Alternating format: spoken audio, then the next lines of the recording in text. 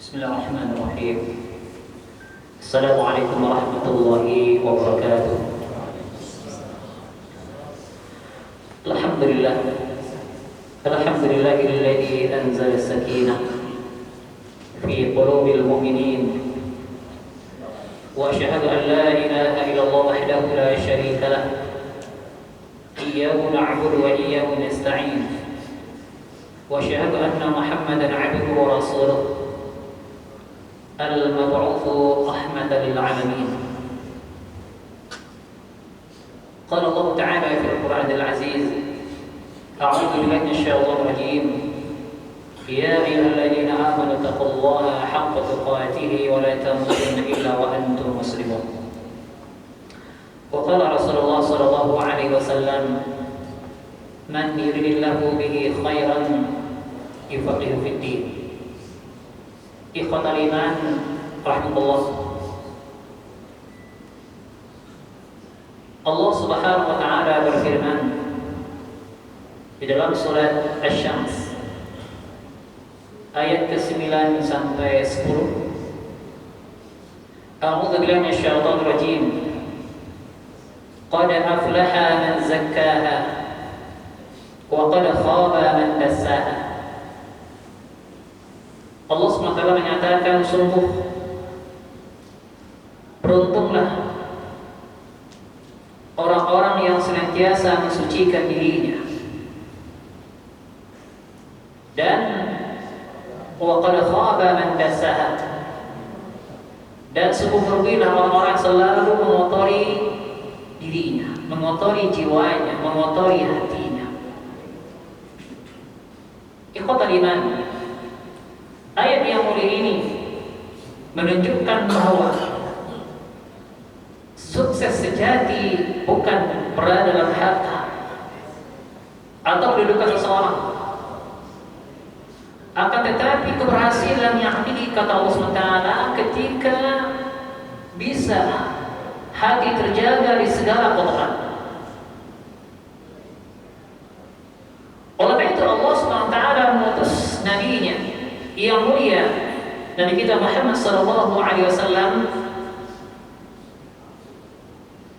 utama untuk izakihim, mensucikan, mengarahkan supaya manusia itu jangan sampai terkotori dirinya, terkotori jiwanya. Hakikat tazkiyatun nufus, mensucikan jiwa ini, Allah Subhanahu wa taala mengatakan kepada kita dalam Al-Qur'an di dalam surah Asy-Syu'ara, A'udzu billahi minasyaitonir rajim.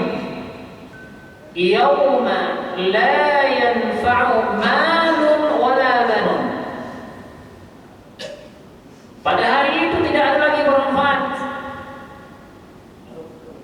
harta, anak-anak, tidak ada bermanfaat kecuali illa man atallaha biqalbin salim, kecuali orang datang kepada Allah dalam kondisi qalbun salim, hati yang bersih, hati yang selamat.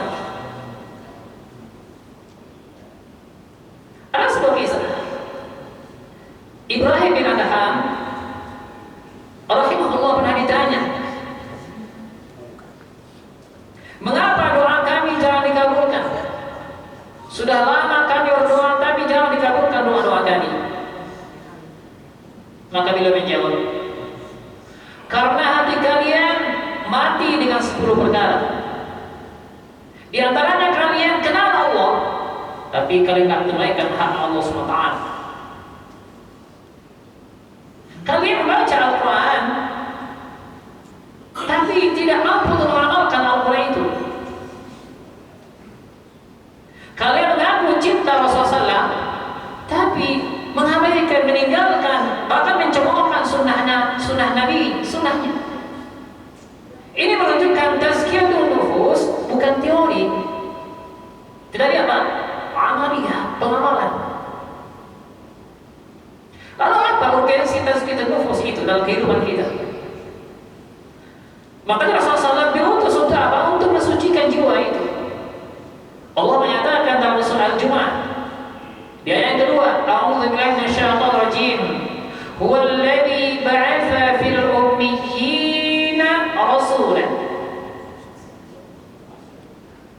Dialah Allah yang telah mengutus nabinya yang ummi. Ummi tidak bisa baca tulis, bayangkan. Kenapa digelar ummi? Kita akan membantah anggapan orang wahyu itu bikin Muhammad gak bisa baca, gak bisa tulis. Apa target Rasul untuk diutus? Yuzakkihim, agar mensucikan mereka.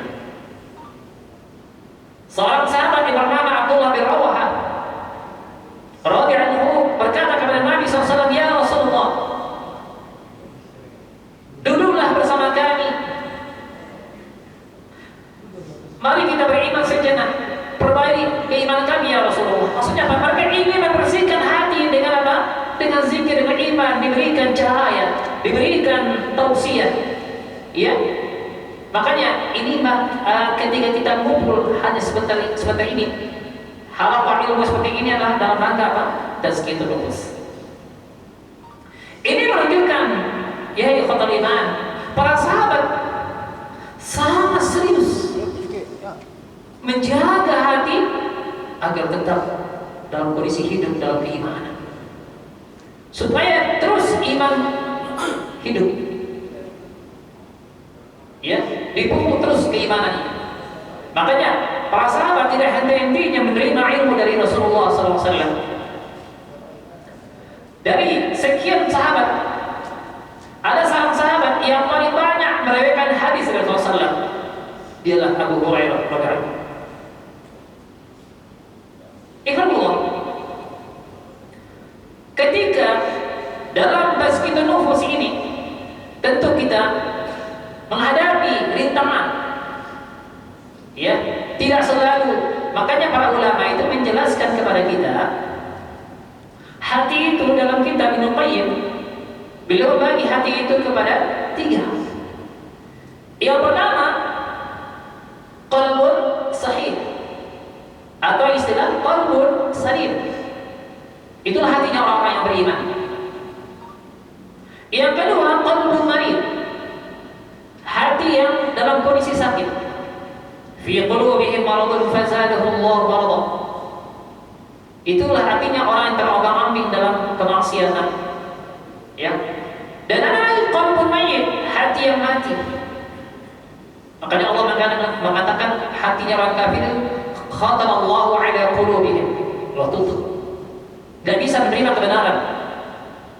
Nah, di antara penyakit hati yang menggerogoti manusia itu, di antaranya dalam sebuah hadis Rasulullah mengatakan ada sebuah penyakit namanya hasad. Tahu hasad? Apa hasad? Hasad. Iri dengki, ya, ben-bennya gitu ya, sama itu. Hasad itu luar biasa. Sampai Rasulullah mengatakan apa? Iyyakum wal hasad. Berhati-hatilah, jauhilah hasad itu. Kenapa? Fa innal hasada ya'kulul hasanat kama ta'kulun naru al-hatab. Jauhlah oleh kalian hasad, karena hasad itu bisa memakan kebaikan sebagaimana api yang memakan kayu bakar. Ikhwanullah, dulu kaum Yahudi, dia hasad kepada Nabi SAW, dia hasad kepada kaum muslimin. Ya, kenapa? Karena kenabian diberikan kepada bangsa Arab, bukan dari bangsa mereka. Makanya Allah kisahkan kisah ini di dalam surah Al-Baqarah ayat 109.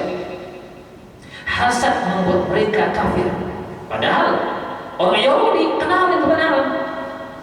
Gitu. Kenal kebenaran, tapi kebenaran itu tidak datang dari bangsa dia. Makanya dia punya hasad pada kaum muslimin. Sampai detik ini, sampai hari kiamat, orang Yahudi selalu hasad.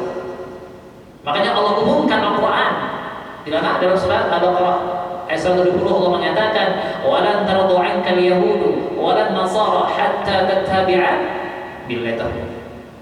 Kalau ketika Allah mengatakan walan, selama-lamanya tidak akan pernah ridho orang Yahudi. Masya Allah, luar biasa. Subhanallah ya. Allah katakan tidak akan pernah ridho orang Yahudi. Allah menyebut pertama kali orang Yahudi.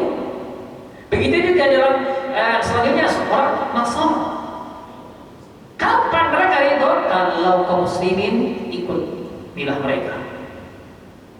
Itulah fungsinya kita membaca surah Alif Al-Fatihah menjadi rukun dari sholat untuk apa? Berlindung dari jalannya orang-orang Yahudi, jalannya orang-orang Nasara.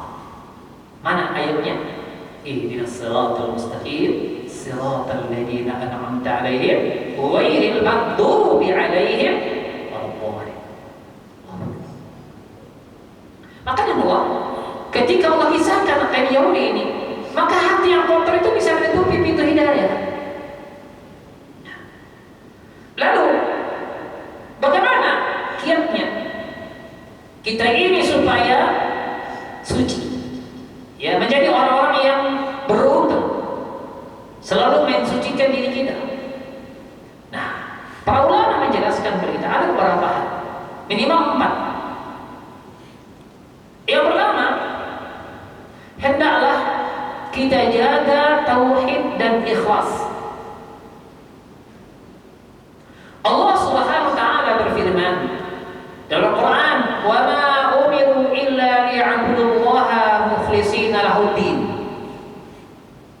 Padahal mereka itu tidak diperintahkan kecuali untuk beribadah kepada Allah mukhlishina lahuddin. Mengikhlaskan seluruh ibadah kita pusatkan, ya, kita jaga tauhid kita dan kita ikhlaskan ibadah yang kita lakukan untuk Allah SWT. Makanya kita mengikrarkan diri. Nah, contoh ketika kita surat Al-Fatihah atau mungkin surah Iftitah kita mulai wajjahtu wajhiya lilladzi fatara, gitu ya. Terus surah Fatihah, iyyaka na'budu wa iyyaka nasta'in. Hanya kepada Engkau kami menyembah, mengabdi, beribadah, dan hanya kepada Engkau kami mohon pertolongan. Tidak ada lagi tempat kecuali hanya kepada Allah Subhanahu wa taala. Nah, makanya seorang sahabat namanya Abu Hurairah, ya, sahabat yang paling banyak meriwayatkan hadis dari Rasulullah SAW. Beliau sering menangis. Bahkan ketika sebelum dia wafat banyak menangis.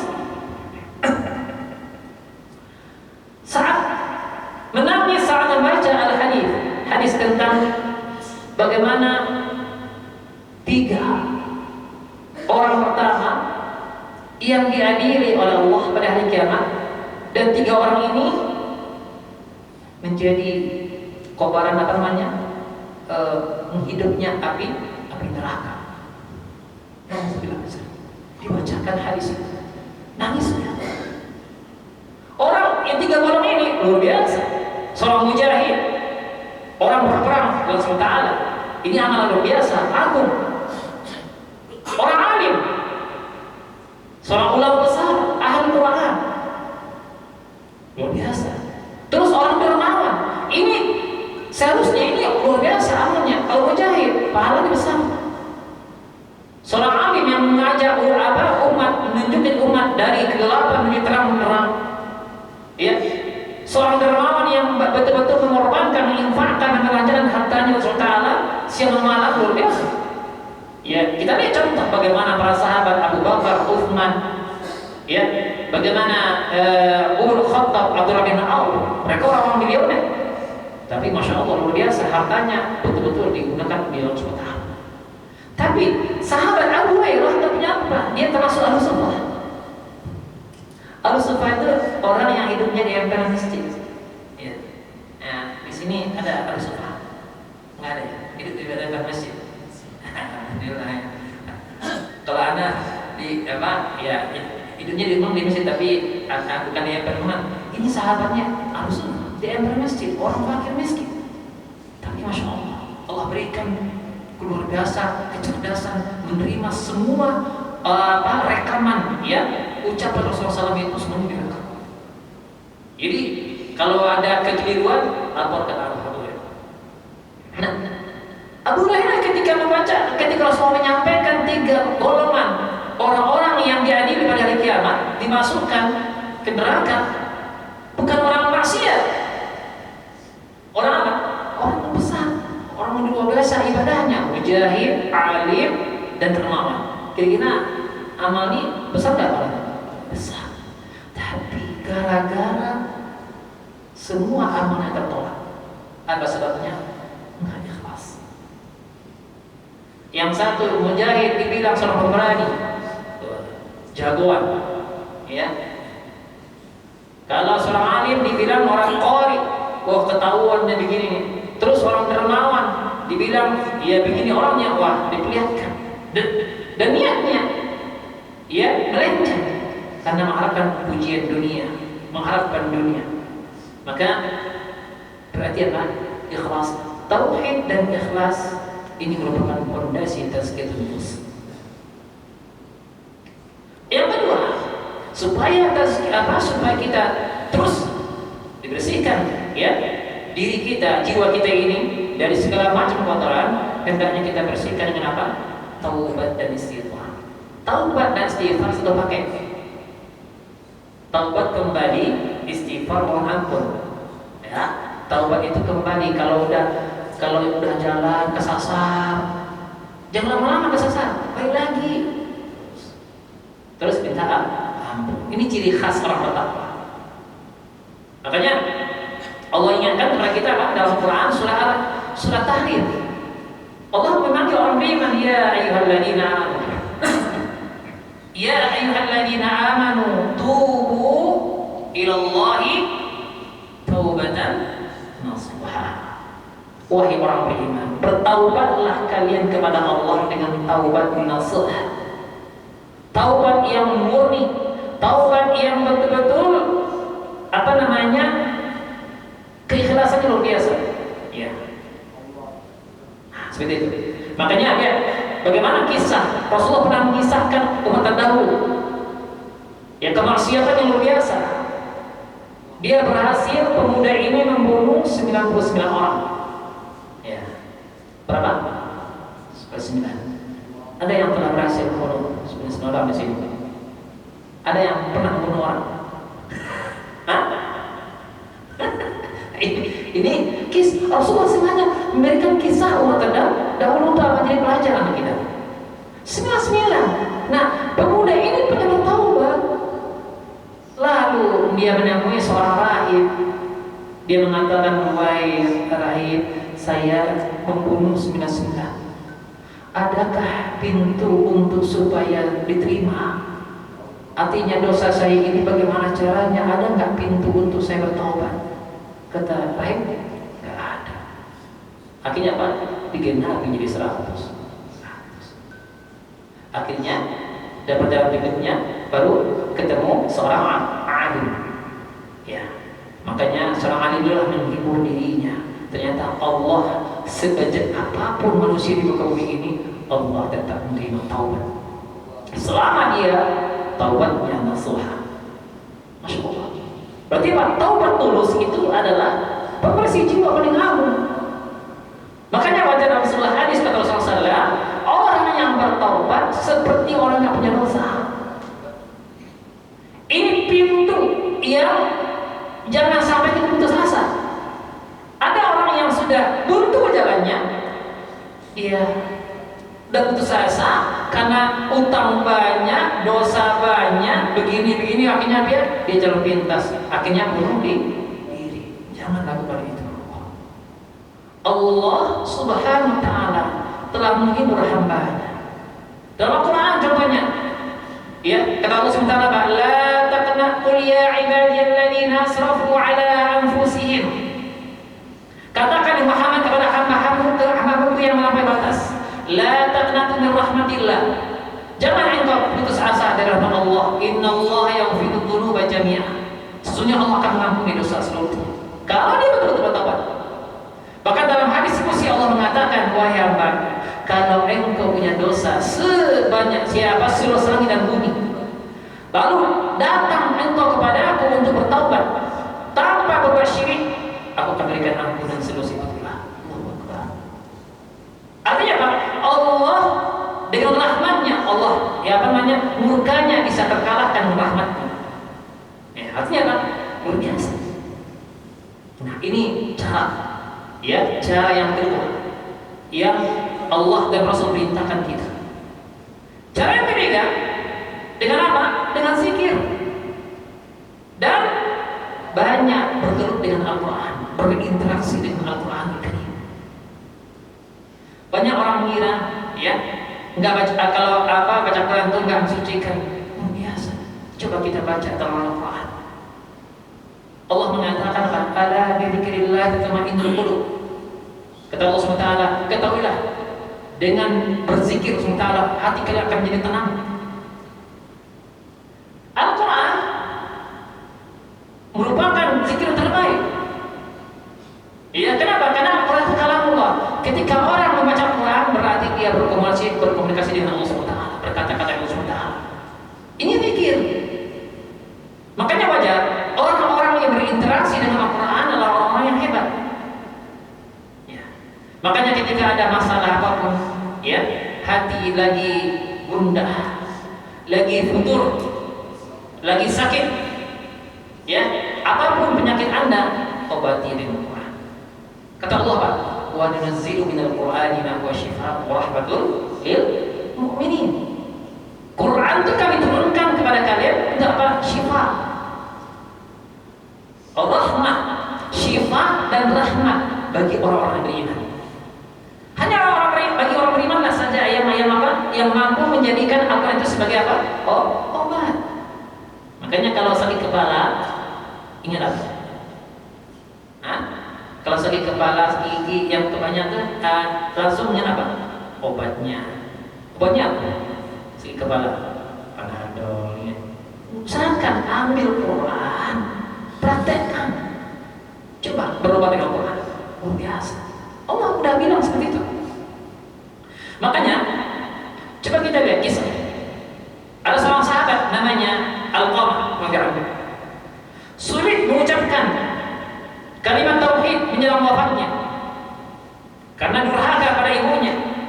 Ya, ketika itu ya, setelah ibunya itu, ya, barulah dia bisa mengucapkan kalimat tauhid.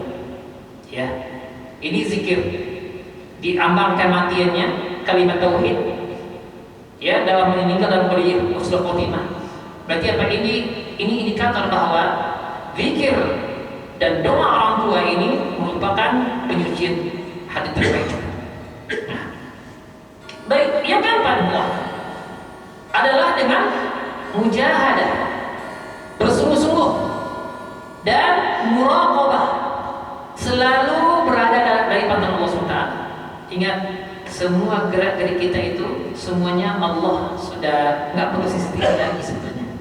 Kenapa? Karena orang beriman itu ada chip, ya, dalam hatinya. Allah mengetahui. Allah khabir, maha teliti. Allah basir, Allah maha melihat. Syahid, Allah maha menyaksikan. Ya, lihat. Allah ma'i, Allah bersama kita. Ya, dengan ilmu, dengan kekuasaan ilmunya Allah SWT itu bersama kita. Apapun yang kita lakukan, Allah tahu. Makanya orang-orang beriman, ya, dalam Al-Quran Allah mengatakan orang-orang yang jalan kami, bersungguh-sungguh jalan kami, pasti kami akan tunjukkan jalan-jalan kami. Kalau mereka bersungguh-sungguh. Makanya Umar bin Khattab, seorang sahabat yang terkenal, sangat keras terhadap hawa nafsunya, belum sering berkata, hasibu anfusakum qabla an tuhasab. Hisablah diri kalian, kata beliau, sebelum Anda dihisab. Kenapa? Karena pasti nanti di akhirat akan dihisab. Ini contoh nyata bahwa muhasabah, mujahadah merupakan dalam rangka apa? Mensucikan. Nah, lalu apa buah dari tazkiyatun nufus dalam yang kita lakukan setiap hari itu?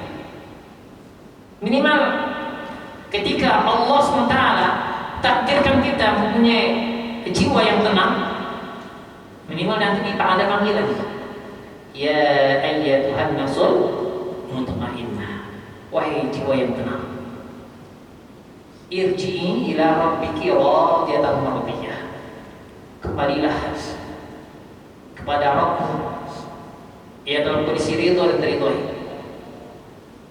Bahkan Allah SWT menyatakan cintanya kepada orang-orang yang selalu mensucikan dirinya, orang-orang yang selalu bertaubat. Innallaha yuhibbut tawwabin wa yuhibbul mutatahhirin. Sesungguhnya Allah mencintai orang-orang yang mensucikan diri, Allah bertaubat mensucikan diri. Ini takdir hidup kita.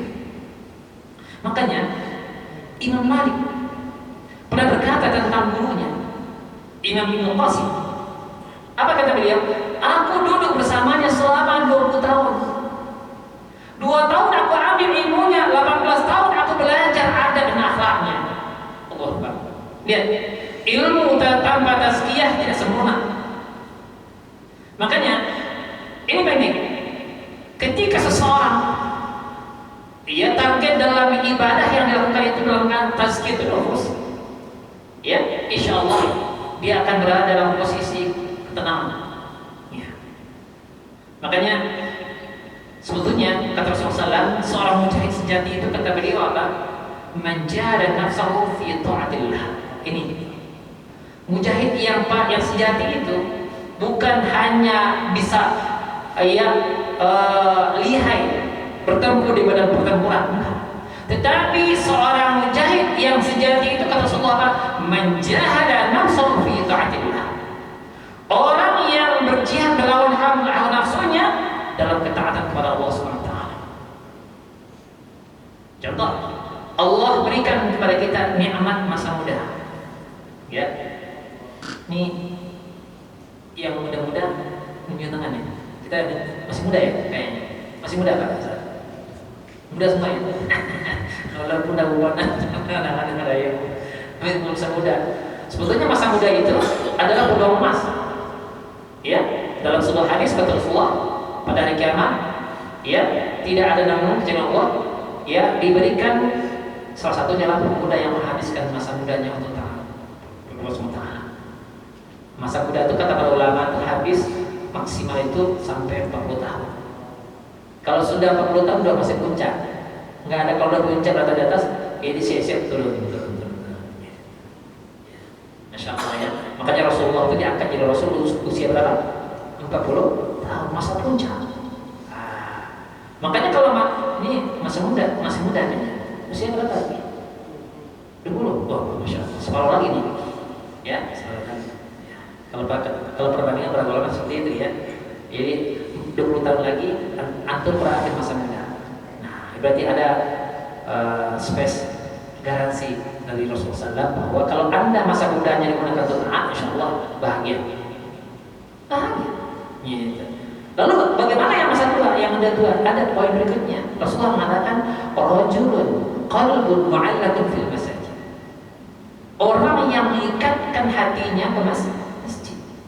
Di mana saja antum berada, kalau Allah panggil datang. Punya masjid dari ke rumah kita, datang kalau dipanggil. Gitu. Jangan pura-pura gak dengar. Ada tetangga masjid pura-pura gak dengar. Gitu. Ya pura-pura gak dengar. Pasiennya kemana bapak siang? Gak tahu. Ya, dia gak tahu. Ya, saudaranya ngajar. Ya, tetangganya si fulan gak tahu. Allah Akbar. Ini lebih padahal tetangga masjid.